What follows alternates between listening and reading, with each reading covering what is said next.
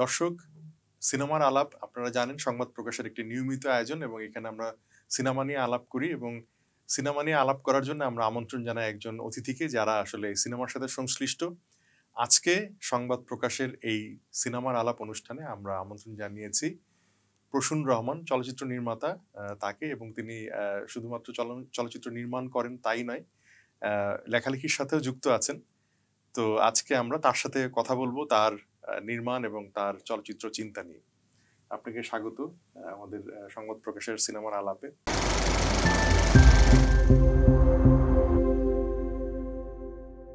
আপনি সম্প্রতি আমরা জানি যে সত্যজিৎ রায়ের জন্ম শতবর্ষ উদযাপিত হলো এবং ঠিক এমন সময় উদযাপিত হলো যখন আমাদের আসলে সারা পৃথিবীতেই মহামারীর একটা প্রকোপ ছিল এবং সেইভাবে আসলে সত্যজিৎ রায়কে আমরা জন্মদিনে শুভেচ্ছা জানাতে পারিনি। এজন্য সবটাই বলা যায় যে একটু বিলম্বিত, সবকিছুই বিলম্বিত শুভেচ্ছা জানাচ্ছি আমরা।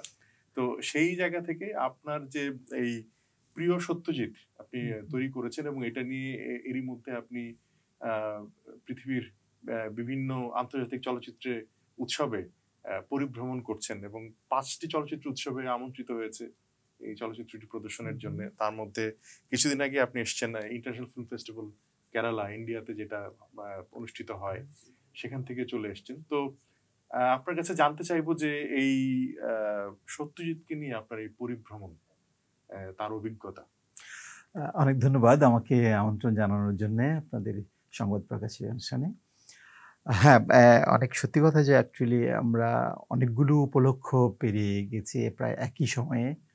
আমাদের স্বাধীনতা, মুক্তিযুদ্ধ এবং বিজয়ের সুবর্ণ জয়ন্তী গেল, আমাদের বঙ্গবন্ধুর জন্মশতবর্ষে গেল, আমাদের ঢাকা বিশ্ববিদ্যালয়ের শতবর্ষ এবং এদিকে সত্যজিৎ রায়ের জন্মশতবর্ষ। আমাদের প্যান্ডেমিকের কারণে আমাদের অনেকগুলো উপলক্ষই যথাযথভাবে উদযাপন করা সম্ভব হয়নি। তো যাই হোক, আমি যেহেতু চলচ্চিত্রের চর্চা করছি, চলচ্চিত্রের মানুষ, আমাদের একটা ভাবনা ছিল যে এই উপলক্ষগুলোকে আসলে ঢেউ হিসেবে ব্যবহার করার মতো আর কি।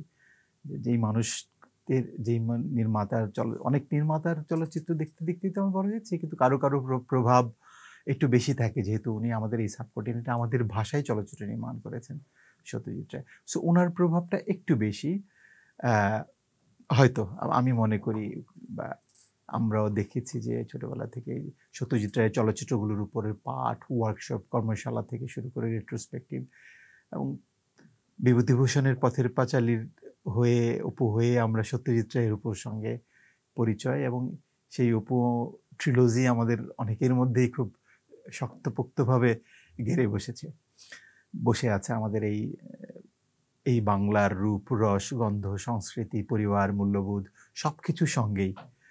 তা আমাদের মনে হয়েছে যে হ্যাঁ, এই মানুষটার জন্মশতবর্ষ উপলক্ষে আমরা একটা কাজ করতে পারি। ভাবনাটা আসলে উস্কে দেয় ওটিটি প্ল্যাটফর্ম নেটফ্লিক্স বলা যায়। নেটফ্লিক্স একটা রে নামে একটা সিরিজ করেছিল, ট্রিবিউট, জন্মশতবর্ষ ট্রিবিউট উপলক্ষে। হ্যাঁ, অ্যান্থোলজি ফিল্ম, সত্যজিৎ রায়ের 4টা গল্প থেকে নিয়ে। তো খুব ভালো লেগেছে, মন্দ লেগেছে এই প্রসঙ্গটাকে। হ্যাঁ, সো একটু কি বলে, একটু প্রভাবিত হয়েছি ভাবনার জায়গা থেকে, চিন্তার জায়গা থেকে। আমার একটি বিষয় ভালো লাগেনি, আমি এটা শেয়ার করতে চাই আপনার সঙ্গে। প্রথম গল্পটির প্রথম দৃশ্যেই প্রায় 14 বার এফ ওয়ার্ড উচ্চারিত হয়। তো আমাকে এই বিষয়টা খুব কি বলবো, আহত করে বা চিন্তিত করে, বা জানি না। আমার মনে হয়েছে যে সত্যজিৎ রায় একটা ট্রিবিউট এইভাবে নাও হতে না হলেও চলতো, এই দৃশ্যে এইভাবে না হলেও চলতো। নিজে কিন্তু খুবই সংবেদনশীল, হ্যাঁ, খুব সংবেদনশীল ছিলেন শব্দ ব্যবহারে, উচ্চারণ, সংলাপে, সবগুলো জায়গা থেকে। তো এই মানুষটাকে যখন ট্রিবিউট দিচ্ছি, তার সমমানের চলচ্চিত্র বানিয়েই দিতে হবে, নট নেসেসারি। হ্যাঁ, কিন্তু আমি কিভাবে সেই ট্রিবিউটটুকু দিচ্ছি, ট্রিবিউট মানে তো আসলে ভালোবাসার কথা জানানো। আমাদের ভালোবাসা প্রকাশের ভঙ্গি এক একজনের এক এক রকম।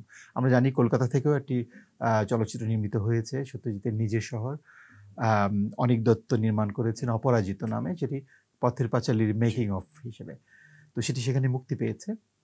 তো আমার মনে হয়েছে যে আমার হোম ডিস্ট্রিক্ট কিশোরগঞ্জ, আমরা তো যারা ঢাকা থেকে, আমাদের প্রত্যেকের একটা গ্রামের বাড়ি আছে। আমার হোম ডিস্ট্রিক্ট কিশোরগঞ্জ, সত্যজিৎ রায়ের দাদার বাড়ি, অ্যানসেস্ট্রাল হোমটা এখনো কিশোরগঞ্জে, সেটি এখনো আছে, ইউনেস্কো হেরিটেজ হিসেবে আছে। সো সেটা আপনি যদি গুগলে সার্চ দেন সত্যজিৎ রায় অ্যানসেস্ট্রাল হোম আপনাকে দেখিয়ে দেবে। উপেন্দ্র কিশোরের, হ্যাঁ, উপেন্দ্র কিশোরের বাড়ি এবং সুকুমার রায়ের জন্ম আসলে ওখানেই হয়েছে। 2 বছর বয়সে ওনারা বোধহয় ওখানে চলে যান।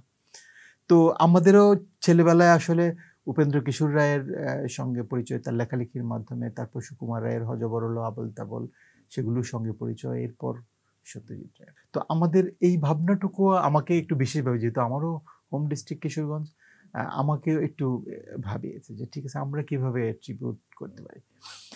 আমরা একটা জার্নি বলেছি, একজন চলচ্চিত্র নির্মাতার জার্নি, এই প্রজন্মের একজন নির্মাতা, একজন সিনিয়র নির্মাতাকে নিয়ে সত্যজিৎ রায়ের দাদার বাড়ি, সেখানে ভ্রমণ করতে চান।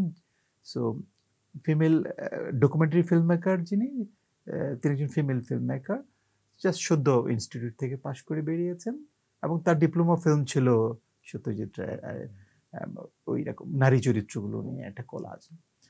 তো দুজন নির্মাতা এই সত্যজিৎ রায়ের বাড়ি, দাদার বাড়ি আসা যাওয়ার পথে তারা চলচ্চিত্র, সাহিত্য, শিল্প সাহিত্য, সৃজনশীলতার নানা বিষয় নিয়ে কথা বলেন।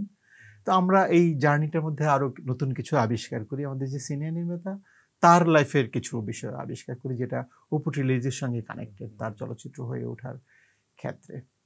এবং আমরা যদিও এটা সত্যজিৎ রায়কে দেওয়া ট্রিবিউট ফিল্ম, কিন্তু আমরা আমাদের আলোচনা শুধুমাত্র সত্যজিৎ রায় সীমাবদ্ধ থাকে না।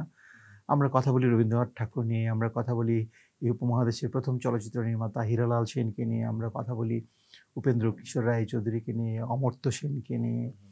আমরা সেই আলোচনা তারেক মাসুদ পর্যন্ত, ফাদার গাস্তন রোবেস পর্যন্ত গড়ায়, যিনি সত্যজিৎ রায়ের গবেষক ছিলেন। তো আমরা একটা জার্নি করতে করতে এটা আমাদের ভালোবাসার প্রকাশটুকু এইভাবে ঘটানো চেষ্টা। সত্যজিৎ রায় খুবই, মানে আমি বলবো যে যেহেতু উনি আন্তর্জাতিক মানের একজন পরিচালক ছিলেন এবং উনি আন্তর্জাতিকতাবাদে বিশ্বাসী করতেন।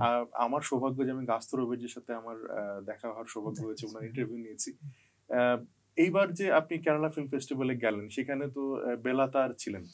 উনি মানে এখনকার জীবিতদের মধ্যে বলা যায় যে একজন শ্রেষ্ঠ পরিচালক, অনেকের মধ্যে এখন উনি শ্রেষ্ঠ।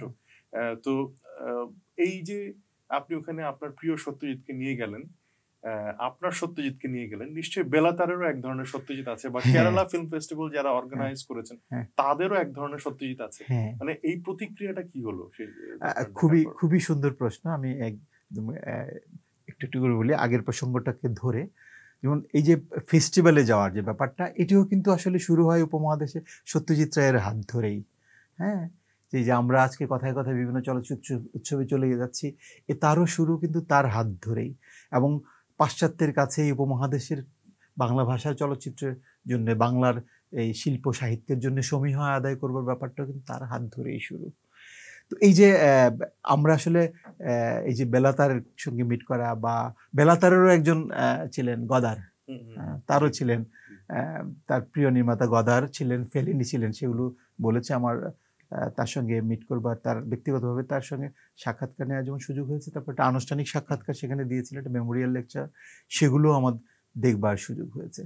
তো বেসিক্যালি ট্রিবিউট মানে হচ্ছে যে এই যে অগ্রজের প্রতি ভালোবাসা, যাদের লিগেসি আমরা ক্যারি করছি, যাদের ভাবনা, যাদের চিন্তা, যাদের সৃজনশীলতার প্রক্রিয়া, ফিল্মের ক্রাফটিং, ইটস নট নেসেসারি যে আমরা তাদের সবার দর্শনকে ফলো করি, তাদের নির্মাণ কৌশলকে ফলো করি। সেটা তিনি বলছেন না, বেলাতার নিজেও বলছেন যে একজন মানুষ, আমাদের রাজনীতিবিদরা কখনো রিটায়ারমেন্টে যান না, এবং অনেক পেশা আছে যে পেশাগুলোতে কোনো রিটায়ারমেন্ট না, কিন্তু সৃজনশীল মানুষেরও আসলে একটা সময় রিটায়ারমেন্টে যাওয়া উচিত না, আদারওয়াইজ সে নিজেকেই কপি করতে শুরু করে। যেটা রবীন্দ্রনাথ শেষের কবিতায় যেটা বলেছিলেন, অমিতের যে সংলাপটুকু, যে কবি মাত্রই 10 বছর মাত্র কবিত্ব করা উচিত, হ্যাঁ, এর বেশি হলে সে নিজেই নিজেকে রিপিট করতে থাকে।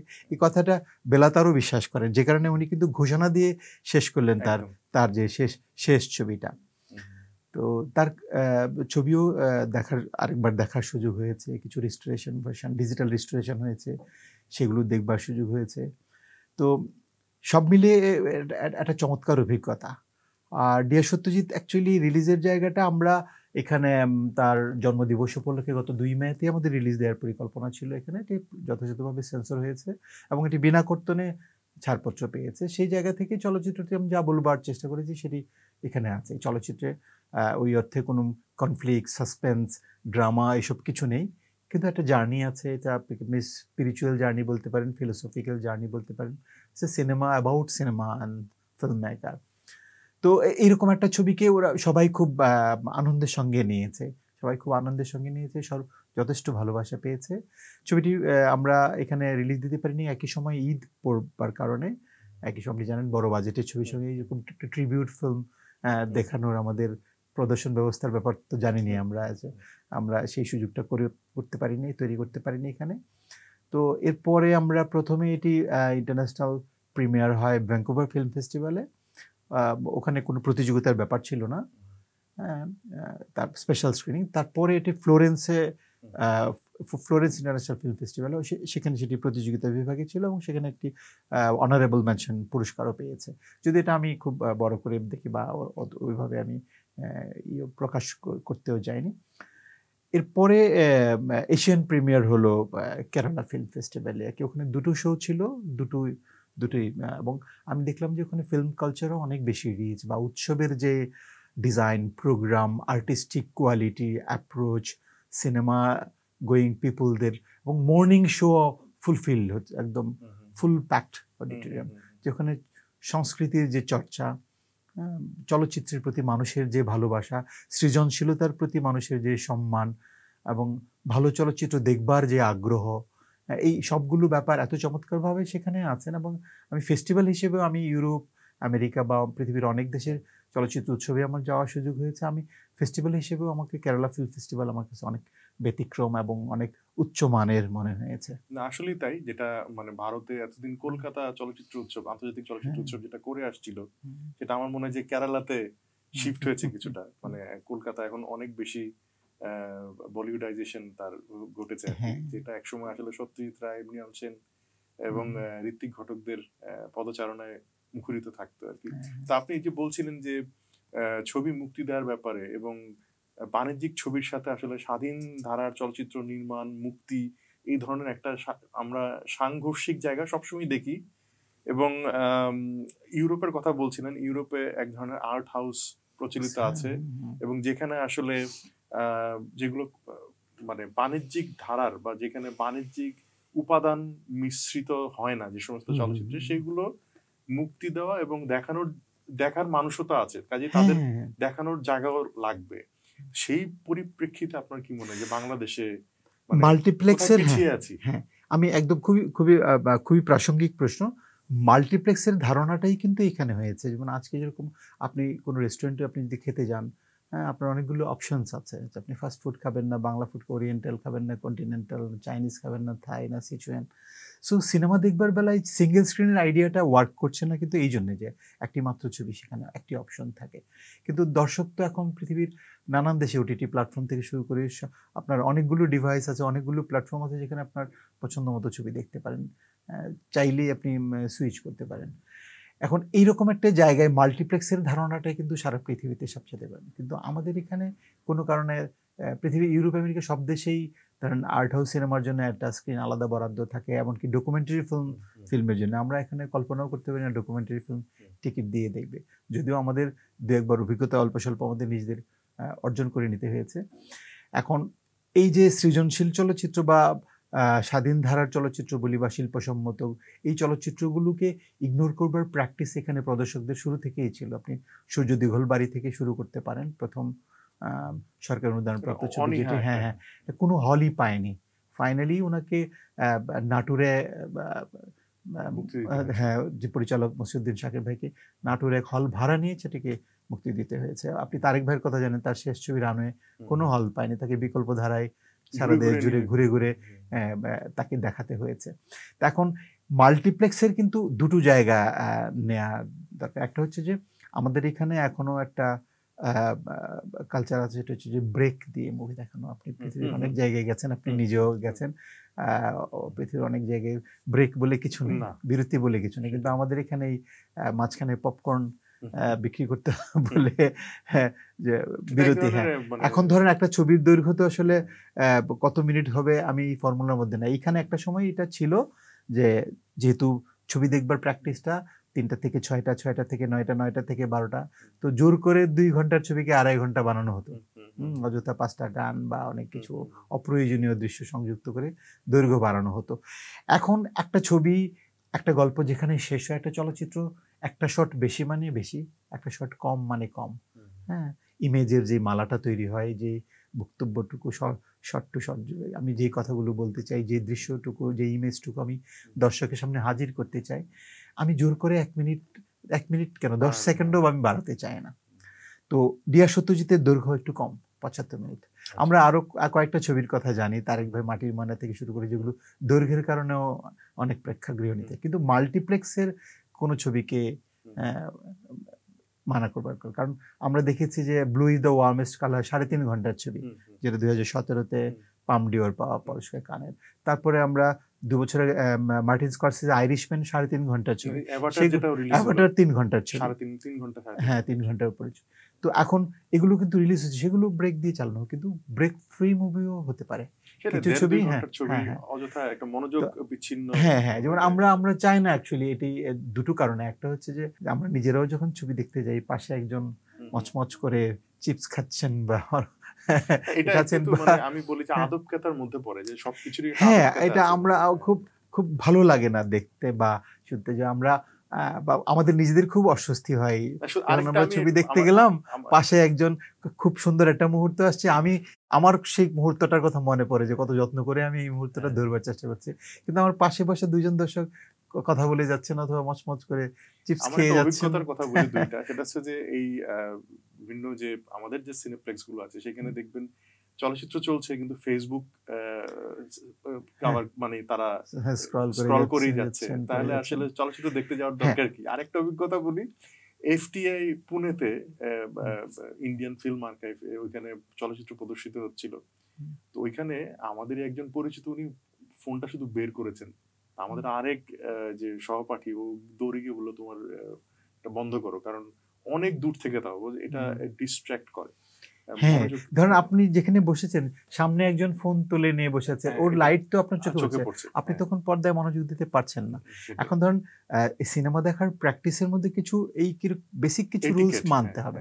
আর আমি একটা অনুরোধ করতে চাই যে আমাদের স্টার সিনেপ্লেক্স ভালো করছেন, অনেকগুলো শাখা বাড়ছে, এটা আমাদের জন্য, আমাদের স্বাধীন নির্মাতাদের জন্য এগুলো আশার সংবাদ অ্যাকচুয়ালি। কারণ আমাদের সিঙ্গেল স্ক্রিনগুলো যখন কলাপস করছে, তখন আমরা আসলে মাল্টিপ্লেক্সের জন্যই অপেক্ষা করছি। আরো বেশি সরকারি উদ্যোগেও কিছু হওয়ার কথা ছিল, 5 বছর শুনছি কোনোটার কোনো উদ্যোগ নেই, কোনো পরিকল্পনা। এমনকি প্রণোদনার জন্য প্যান্ডেমিকের শুরুতে 1000 কোটি টাকা বরাদ্দ হয়েছে, সেই বরাদ্দটুকু নেওয়ার জন্য কোনো প্রস্তাবনা সাবমিট হয়েছে বলে এখনো পর্যন্ত শুনিনি। কারণ আপনি জানেন যে প্রযোজক সমিতি অকার্যকর অবস্থায় আছে দীর্ঘদিন যাবত, প্রযোজক সমিতি বলেই কিছু নেই, সমিতি বলেই কিছু নেই, কিন্তু প্রস্তাবনাটা তো ওই দিক থেকে যাওয়ার কথা। আমি অ্যাকচুয়ালি আমাদের যারা মাল্টিপ্লেক্স, এদেরকে বলতে চাই, আপনারা 2 ধরনের ব্যবস্থাই রাখুন। হ্যাঁ, যেটা বড় দৈর্ঘ্যের সিনেমা সেগুলো ব্রেক দিয়ে দেখানো হোক, কিন্তু যেগুলো একটু ছোট দৈর্ঘ্যের সিনেমা, হ্যাঁ, কারণ 70 মিনিটের বেশি হলেই সেগুলো ফিচার ফিল্ম হিসেবে ধরো সারা পৃথিবীতে উৎসবে হয় বা সব জানে। এখন এটি তো আসলে ফর্মুলা দিয়ে এগুলোর দৈর্ঘ্য বাড়ানো কমানোর কোনো সুযোগ নেই। হ্যাঁ, এটা একটা সৃজনশীল কাজ। এখন এখানে 2 ধরনের ব্যবস্থাই থাকা উচিত, যে আপনারা কিছু ছবি আপনারা রাখেন ব্রেক ফ্রি মুভি হিসেবে দেখানো হোক, এটা আমি অনুরোধ করতে চাই। হ্যাঁ, মাঝখানে কারণ আপনি ডিসকানেক্ট হয়ে যাচ্ছেন দর্শক। হ্যাঁ, কারণ হচ্ছে কিছু দর্শক অযথাই বসে আছে, কিছু দর্শক তার প্রয়োজন না থাকলেও সে একটু ওয়াশরুম ঘুরে আসতে যাচ্ছে, এই লাইট জ্বালানো, তারপরে বসার সময় আসা যাওয়া, সব মিলিয়ে এক ধরনের একটা ডিস্ট্রাক্টিং মোমেন্ট তৈরি হয়। একদম এটি মানে চলচ্চিত্রের এই মানে চলচ্চিত্র দেখতে যাওয়া বড় স্ক্রিনে, এটা তো একটা কালচার, সংস্কৃতির অংশ। আমি বলতে চাই যে এটা কি বাদ দেওয়ার বিষয় না, যেগুলো বড় দৈর্ঘ্যের, কিন্তু যেগুলো একটু ছোট দৈর্ঘ্যের বা একটু সৃজনশীল চলচ্চিত্র, সেগুলোকে একটু ব্রেক ফ্রি হিসেবে রাখা। আমি জানতে চাইছিলাম যে ধরুন যেখানে আসলে বাণিজ্য করতে চায় যে সমস্ত সিনেপ্লেক্স গুলো, যে তাদের তো এক ধরনের আসলে কাঠামো আছে, কিন্তু আমি বলতে চাইছিলাম আর্ট হাউস, যেখানে আসলে বাণিজ্যিক চলচ্চিত্র দেখানোই হয় না এবং পপকর্নও বিক্রি হয় না, সেখানে হয়তো বা যারা চলচ্চিত্র দেখতে যাবেন তারা সিরিয়াস দর্শক এবং তারা ওই ছবিটাই দেখতে গেছেন, এবং তারা ওইখানে আসলে ধরেন যৌনতা, নাচ গান প্রত্যাশাই করেন না, তারা এক ধরনের আসলে বা যেগুলো আছে সেগুলো জীবনের অংশ, শৈল্পিক ভাবে উপস্থাপিত হবে, সেই ধরনের কাজ তারা দেখতে যাবে। সেই জায়গা থেকে বাংলাদেশ কতটুকু পিছিয়ে আছে, বা আপনার কি মনে হয় যে সেখানে আসলে যারা আমাদের দেশে বিভিন্ন শিল্পপতি আছেন তাদের কতটুকু আসা উচিত, নাকি সরকারেরই আসা উচিত? কারণ শিল্পকলা একাডেমি আছে অনেকগুলো। আরেকটি ভালো প্রশ্ন, সেটা হচ্ছে যে আমি এই প্রসঙ্গে বলতে চাই যে আমাদের পৃষ্ঠপোষকতার জায়গা, ধরেন সরকার অনুদানের বাইরে আর কোনো পৃষ্ঠপোষকতার ব্যাপার নেই, সংস্কৃতি নিয়েও কোনো চিন্তা নেই। কারণ আমরা প্রতিবার বাজেট যখন ঘোষণা হয় আমরা তার একটা প্রতিফলন দেখতে পাই যে সংস্কৃতি খাতে বরাদ্দ 1% কম। আমাদের বড় ভাইরা মুরব্বীরা একটা বিবৃতি দেন, হ্যাঁ, দুঃখ প্রকাশ করে, তো ওই পর্যন্তই, সেটি বাড়ছেও না, দুঃখ প্রকাশেরও কোনো কাজ হচ্ছে না, কোনো উদ্যোগও নেওয়া হচ্ছে না। তা এটি হচ্ছে একটা জায়গা। আরেকটি জায়গা হচ্ছে বেসরকারি পৃষ্ঠপোষকতা বলেও কিছু নেই। আপনি ভারতে 1913 সনের কোম্পানি অ্যাক্ট অনুযায়ী, হ্যাঁ, তখন থেকেই তাদের যে কর্পোরেট প্রতিষ্ঠানগুলো ছিল তাদের যে বার্ষিক লভ্যাংশের থেকে একটা অংশ সিএসআর খাতে ব্যয় করতে হতো, কর্পোরেট সোশ্যাল রেসপন্সিবিলিটি। এবং এটি 2015 সনে এটি অ্যামেন্ডমেন্ট হয়েছে। হ্যাঁ, মাঝখানে কিছুদিন ছিল না, অ্যামেন্ডমেন্ট হয়ে এটি আবার পুনরায় বহাল হয়েছে। এবং কোনো একটি বছর আমি একটি বিশ্ববিদ্যালয়ে খণ্ডকালীন শিক্ষক হিসেবে পড়াই, সেখানে কোর্সের অংশ এবং রিসার্চ করতে গিয়ে আমার এই জানতে, তো দেখলাম যে কোনো এক বছর ভারতের একটি গ্রুপ 20% পর্যন্ত খরচ করেছে তার বার্ষিক লভ্যাংশ থেকে। এইখানে আমাদের কোম্পানি অ্যাক্টে এরকম কোনো আইন নেই। আমাদের কর্পোরেট হাউসগুলো, আমাদের বাণিজ্যিক প্রতিষ্ঠানগুলো শুধুমাত্র ব্যবসায়ী করে যাচ্ছে, অনেকে টাকা পাচার করে যাচ্ছে, কিন্তু সামাজিক দায় দায়িত্ব, সাংস্কৃতিক দায় দায়িত্ব কিছুই পালন করছেন না। এবং সরকারের জায়গা থেকেও কোনো মনিটরিং নাই, হ্যাঁ, এবং কোনো বাধ্যবাধকতা নাই। যেহেতু প্রচুর ব্যবসায়ী ঢুকে গেছেন রাজনীতিতে, তারা, আমাদের রাজনীতিও অনেক বেশি ব্যবসায়ীদের জন্য অনুকূলে, সাধারণ জনগণের চাইতে। এখন এই জায়গাটুকু যারা ব্যবসা করছেন, ঠিক আছে, ব্যবসার প্রয়োজন আছে, ব্যবসা করুক, সেই জায়গাগুলো, কিন্তু সমাজের জন্য তো কিছু দায় দায়িত্ব আছে, সাংস্কৃতিক পৃষ্ঠপোষকতার জায়গা থেকেও দায় দায়িত্ব আছে। আপনি দেখেন 1958 সালে সম্ভবত বা 1959 বোধহয় ছায়ানট প্রতিষ্ঠিত হয়েছিল, তারপর 1978 বিশ্ব সাহিত্য কেন্দ্র প্রতিষ্ঠিত। এরপর আমাদের এখানে আর কোনো সাংস্কৃতিক প্রতিষ্ঠান গড়ে ওঠেনি, কোনো সাংস্কৃতিক প্রতিষ্ঠান দাঁড়ায়নি, কোনো পৃষ্ঠপোষকতা, কোনো সেরকম কোনো উদ্যোগের ব্যাপারও আমরা দেখি না। কিন্তু আমাদের অনেক যে বড় বড় গ্রুপ অফ কোম্পানিজগুলো আছেন, এর মধ্যে অনেককেই আমরা বাইরে কথা বলবার সময় তাদেরকে অনেক শিল্পরসিক বলে মনে হয়, সংস্কৃতির পৃষ্ঠপোষক, ধারক বাহক বলে মনে হয় তাদের নিজেদেরকে এভাবে প্রকাশ হয়। কিন্তু বাস্তবে আমরা তার কোনো উদাহরণ দেখি না তারা আমাদের জন্য, সংস্কৃতির জন্য কিছু করছেন।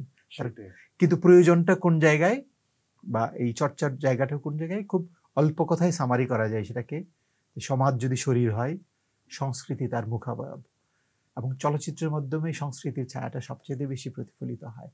কিন্তু আমরা যদি সংস্কৃতির পৃষ্ঠপোষকতা না করি, সংস্কৃতি প্রদর্শনের জায়গা যদি না থাকে, তাহলে আপনার এই সমাজের যে মুখটুকু, সেই অসুস্থ মুখটুকুরই ছায়া পড়বে বিশ্ব মানচিত্রে। সেটাই। আমরা শেষ পর্যায়ে চলে এসেছি। একটা ছোট প্রশ্ন দিয়ে শেষ করব।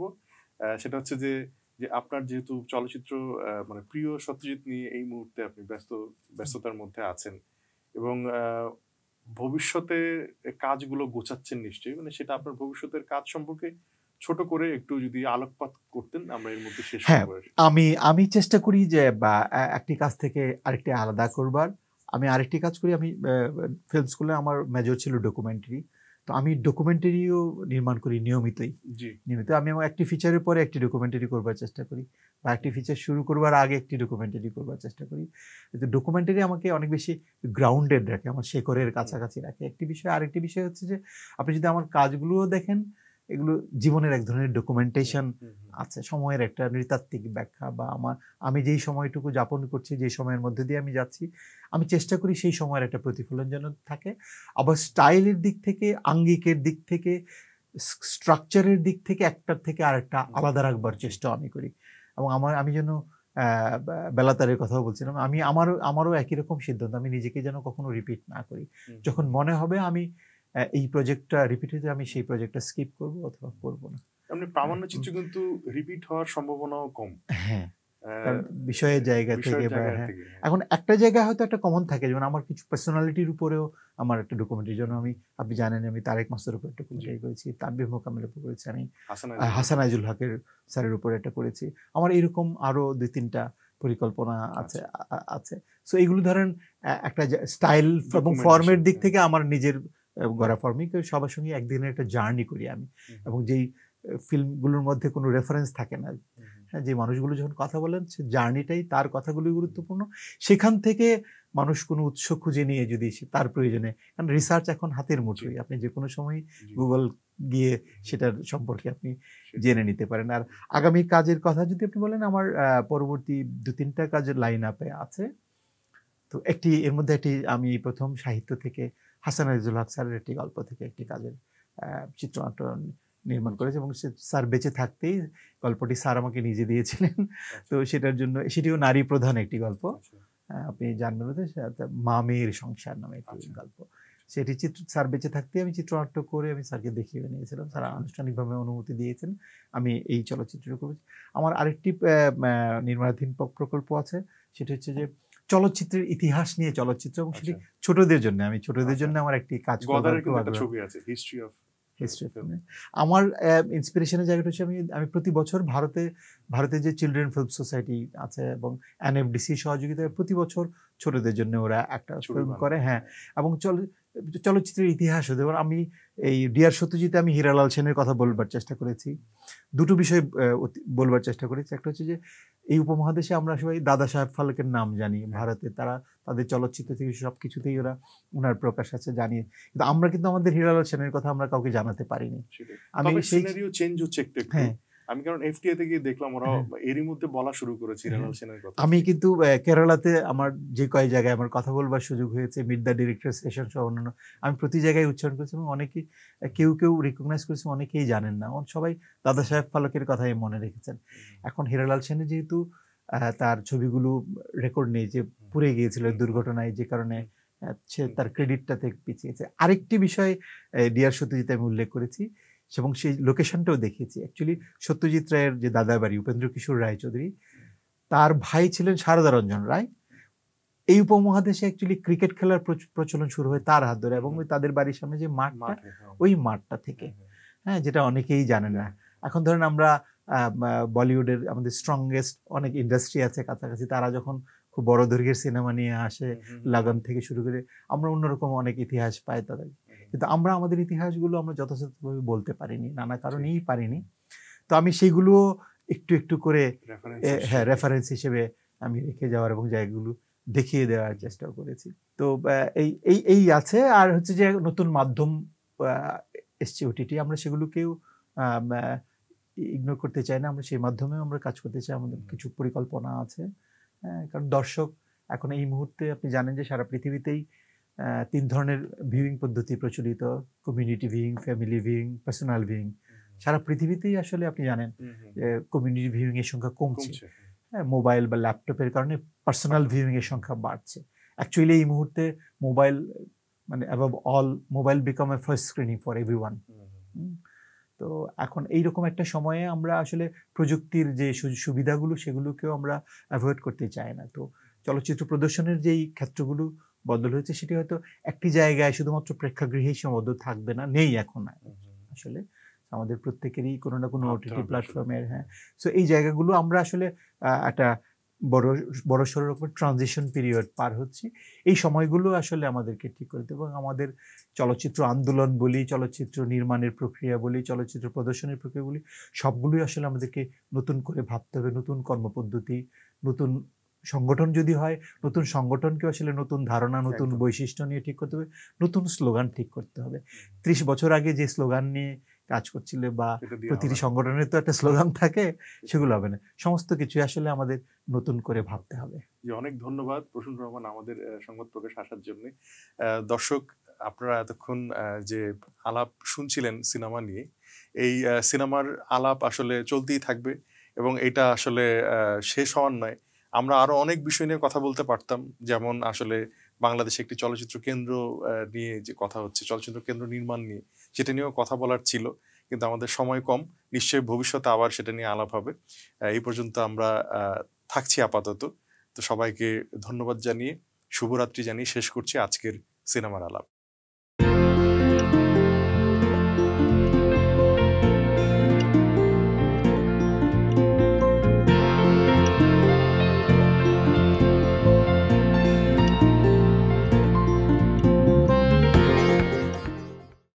সংবাদ, ফিচার ও অনুষ্ঠানের জন্য ভিজিট করুন সংবাদ প্রকাশের ওয়েবসাইট এবং যুক্ত থাকুন ফেসবুক পেজ ও ইউটিউব চ্যানেলের সঙ্গে।